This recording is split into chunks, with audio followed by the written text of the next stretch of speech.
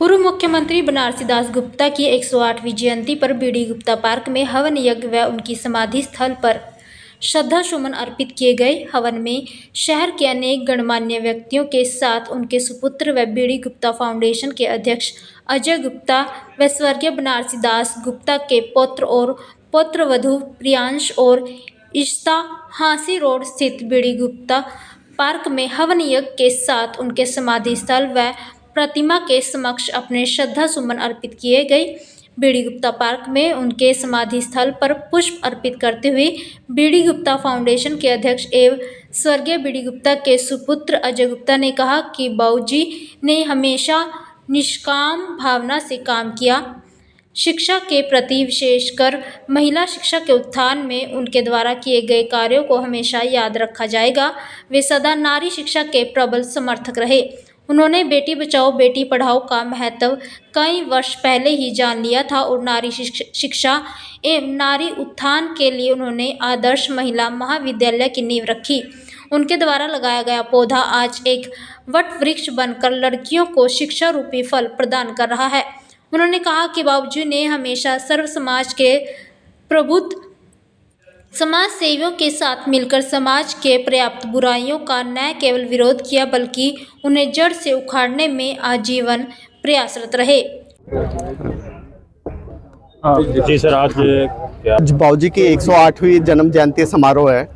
उसके लिए हम हर बारी की भांति इस बारी बाबूजी को याद करने के लिए बाबूजी ने जैसे अपने ताम्र आर्य समाजी रीति से हवन किया था, वो हवन का कार्यक्रम किया है बाबूजी के जो बीडी गुप्ता पार्क है वहाँ पे।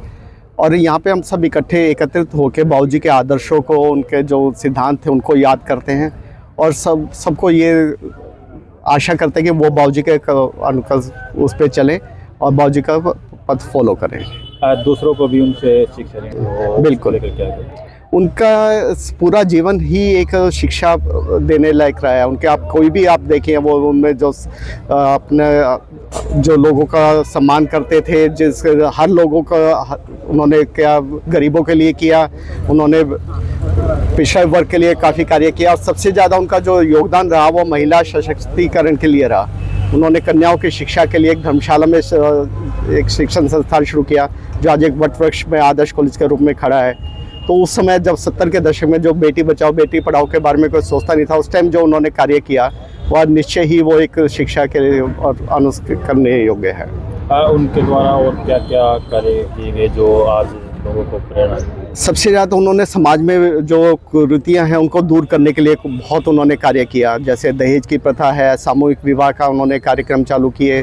वैश्य समाज के अंदर काफ़ी जो दहेज का था और दिखावे का था, शादियों में कार्ड का था, वो सारी चीज़ें दूर करने के लिए उन्होंने काफ़ी कार्य किया और उसमें काफ़ी सफलता की। और फिर उन्होंने परिचय सम्मेलन का शुरुआत की जहाँ पे बच्चों को अपने विवाह के लिए मुश्किल आती थी पेरेंट्स को, उसको दूर करने के लिए कि आज पूरे देश के अंदर 10,000 से ज़्यादा सामूहिक विवाह के प्रोग्राम और ये परिचय सम्मेलन होते हैं जो सब बाबूजी की ही देन है।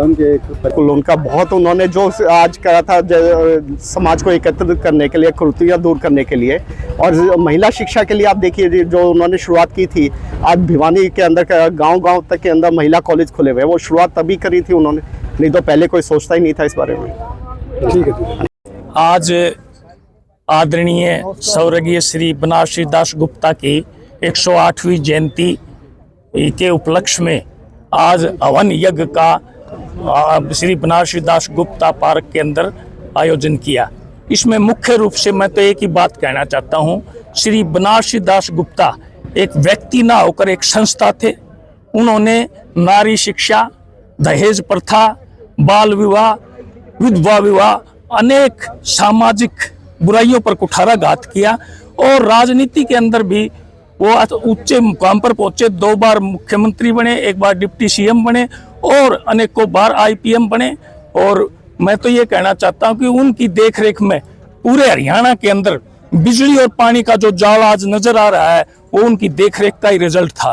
और एक अंत में एक ही बात कहना चाहता हूं कि नारी शिक्षा पर उनका इतना फोकस था, नारी के साथ साथ वो हर संस्था, अनेकों संस्थाएं ऐसी उन्होंने तैयार की जिससे कि शिक्षा का प्रचार और प्रसार हो और देश का विकास हो। तो ऐसे में मैं उनको बार बार नमन करता हूँ ऐसे व्यक्तित्व जिन्होंने पूरी मानवता को एक सूत्र में बांधा और हर किसी जाति धर्म का उन्होंने कभी, और यहाँ तक कि राजनीति में भी उन्होंने कांग्रेस में होते हुए भी अदर जो पार्टियां थी उनका मान सम्मान करते थे और वो एक मानव को मानव के रूप में देखते थे। इसके साथ मैं तो उनसे आज ये लोगों को प्रेरणा लेनी चाहिए कि राजनीति हो, चाहे जाति हो, चाहे धर्म हो, सब एक होकर के देश के विकास के लिए कार्य करें। देखिए, आज़ादी से पहले बहुत से महापुरुषों ने जन्म लिया और आज़ादी की लड़ाई अलग अलग समय पर बहुत लंबे जीवन के संघर्ष में इन लोगों ने लड़ी है। उनमें माननीय बनारसी दास गुप्ता जी भी प्रमुख थे, कभी प्रजामंडल के तौर पर, कभी कांग्रेस में शामिल होकर। और क्योंकि उस वक्त तो दोहरी गुलामी थी अपने क्षेत्र में, इनका ज़्यादा क्षेत्र उस वक्त भी दादरी के आसपास भी रहा, क्योंकि दादरी जींद स्टेट का पार्ट था। जहाँ अंग्रेज़ों का राज देश में था, वहाँ जींद और दादरी के आसपास दोहरी गुलामी थी। जींद स्टेट जींद की रियासत का राज था, ऊपर से अंग्रेज़ों का था। और जिस महापुरुष ने ऐसे वक्त पर लड़ाई लड़ी होगी तो उस वक्त देखिए समाज कैसा होगा, देश कैसा होगा। आज तो हम इस खुली सांस में ले रहे हैं इस आज़ादी में।